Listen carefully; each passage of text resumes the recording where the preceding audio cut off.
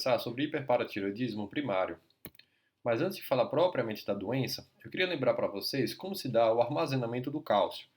Cerca de 99% dele está no esqueleto sob a forma de hidroxiapatita.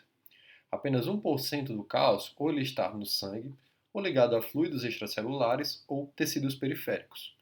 E falando especialmente desse cálcio no sangue, cerca de 50% dele está na forma livre ionizada, 40% dele ligado à forma à albumina e apenas 10% ligado a outros íons, por exemplo, o citrato e o fosfato.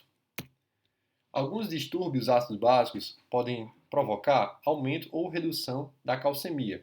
Por exemplo, a acidose metabólica ela diminui a associação do cálcio com a albumina.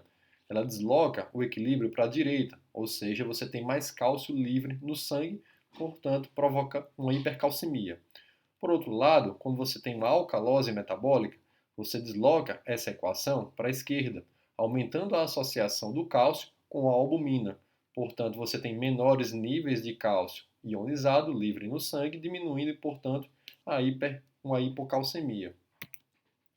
Aqui eu trouxe para vocês uma curva que mostra a associação do PTH no sangue com o cálcio. É uma curva que a gente chama em sigmoide, em que, à medida que os níveis do cálcio vão aumentando, você tem uma redução gradual nos níveis do PTH. De modo que, por mais que você tenha um aumento gradual dos níveis do cálcio, você tem uma supressão máxima do PTH. É uma curva em sigmoide. Essa curva em azul representa, como se comporta num paciente normal. Mas no paciente com hiperpara, você tem um deslocamento dessa curva para a direita, onde você tem a alteração do set point do cálcio a nível das paratireoides. Agora sim, falando sobre o hiperpara, ela é a maior causa de hipercalcemia ambulatorial, ela é mais frequente a partir dos 50 a 60 anos de idade, sendo um pouco mais prevalente na população feminina, e 95% dos casos são esporádicos. Cerca de 5% dos casos restantes ou eles estão ligados de forma a síndromes genéticas, por exemplo, o NEM1, o NEM2A, o próprio hiperparafamiliar isolado, que é quando você tem casos na família que você não consegue fechar através de alguma síndrome genética, ou um caso mais raro através do hiperpara tumor de mandíbula, que está associado em alguns casos a carcinoma de paratireoide. Com relação às causas, o adenoma produtor realmente é a causa mais comum, perfazendo aí aproximadamente 85% dos casos. Geralmente um adenoma solitário, autônomo, produtor de PTH. Em segundo caso, nós temos a hiperplasia funcional das paratireoides, sejam 2, 3 ou até 4 paratireoides funcionantes. E por fim, em terceiro lugar, e felizmente mais raro, são os carcinomas de paratireoide, perfazendo em menos de 1% dos casos, a etiologia ainda desconhecida, o que ocorre é uma adesão do tecido glandular a estruturas adjacentes. Geralmente essas lesões elas são maiores do que os próprios adenomas, então em torno de 3 a 3,5 cm, podendo muitas vezes tornar uma massa palpável ao exame físico. Elas apresentam um crescimento lento e indolente, podendo até provocar sintomas compressivos, a dependendo da localização e do tamanho. As principais vias de metástase são hematogênicas, mas também pode ocorrer metástase linfática, sendo o pulmão geralmente o órgão mais acometido à distância. E o que chama a atenção aqui são níveis de PTH e cálcio mais elevados. E existe um alto risco de recorrência nos pacientes operados. Quando suspeitar de carcinoma de paratireoide?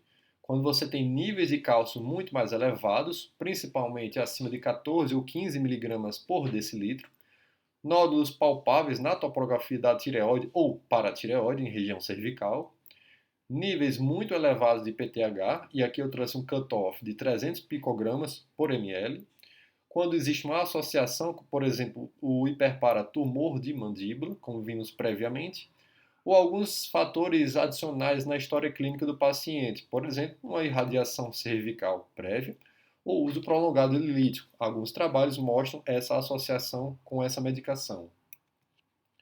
Com relação ao quadro clínico, nós podemos estratificar em alguns sistemas, mas começando com os sintomas da hipercalcemia, pode provocar a poliúria ou polidipsia. algumas alterações gastrointestinais, por exemplo, náuseas, vômitos, constipação, o paciente muitas vezes torna-se desidratado. Com relação a sistemas ou doença óssea, pode provocar uma osteopenia ou até mesmo a osteoporose, sendo aqui o osso cortical o mais afetado. Você pode ter associação com tumores marrom, osteite fibrose cística ou até osteomalácia.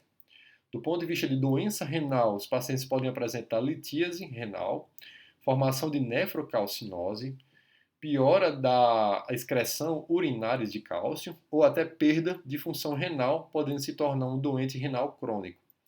Existe associação com o surgimento ou até piora da hipertensão nos pacientes e uma cardiopatia estrutural. Do ponto de vista de doença ocular, existe uma associação de calcificação da córnea e existe alguma associação com doenças psiquiátricas, por exemplo, depressão, ansiedade ou até provocar distúrbios do sono pela hipercalcemia. Do ponto de vista do laboratório, o que nós podemos encontrar?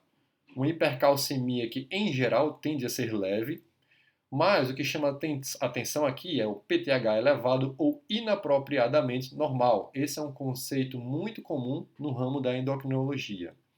A calciúria ela tende a estar normal ou até aumentada em cerca de 40% dos casos.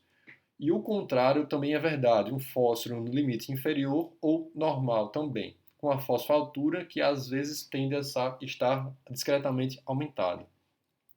Os marcadores ósseos tendem a estar elevados nesses casos. O que chama atenção aqui é uma desorganização, tanto do ponto de vista de reabsorção quanto a formação óssea. A fração de excreção de cálcio ela tende a estar maior do que 1%, e o porquê eu frisei aqui? Para diferenciar do principal diagnóstico aqui, que é a hipercalcemia hipocalciúria familiar. Uma doença autossômica dominante, onde tem a prevalência de hipercalcemia leve e assintomática em mais de um familiar acometido. Mas o que se chama a atenção nessa patologia é uma fração de excreção do cálcio menor do que 1%. E é interessante a gente saber dicotomizar essa doença, porque o tratamento da hipercalcemia hipocalciúrica, na maioria das vezes, é apenas observacional. E nesses pacientes do hiperparo, nós podemos também ter associação com hipomagnesemia e também uma anemia.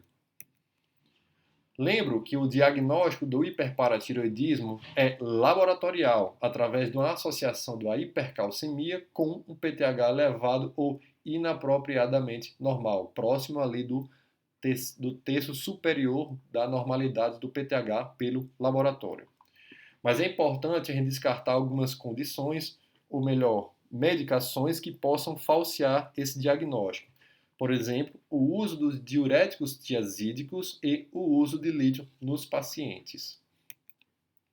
Do ponto de vista de imagem, nós podemos solicitar algumas, são muito importantes. Por exemplo, a densitometria óssea ela vai nos ajudar numa avaliação de osteopenia ou osteoporose. E devemos incluir aqui, além dos sítios habituais de coluna e quadril, também o raio no terço distal, tendo em vista um maior acometimento do osso cortical, como nós vimos. Com relação ao ultrassom de rins e vias urinárias, o objetivo aqui é fazer uma avaliação se existe uma nefrolitíase ou nefrocalcinose. E se solicitamos um raio-x de crânio em mãos, o objetivo aqui é fazer uma avaliação se existe o aspecto de crânio em sal e pimenta ou uma reabsorção subperiosteal. Aqui eu trouxe para vocês uma imagem de uma radiografia de crânio mostrando esse aspecto chapiscado, né, de uma reabsorção intensa com a formação também mais intensa, de forma desorganizada. E aqui também uma radiografia de mãos mostrando uma reabsorção subperiosteal, sobretudo das falanges distais, aqui mais acometido, de forma mais intensa. E aqui nessa cabeça de seta, um tumor marrom.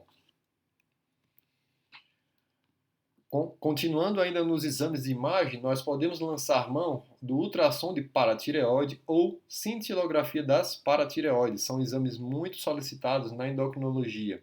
Mas aqui eu quero frisar que o objetivo não é diagnóstico. O paciente já foi dado diagnóstico previamente através dos exames de sangue.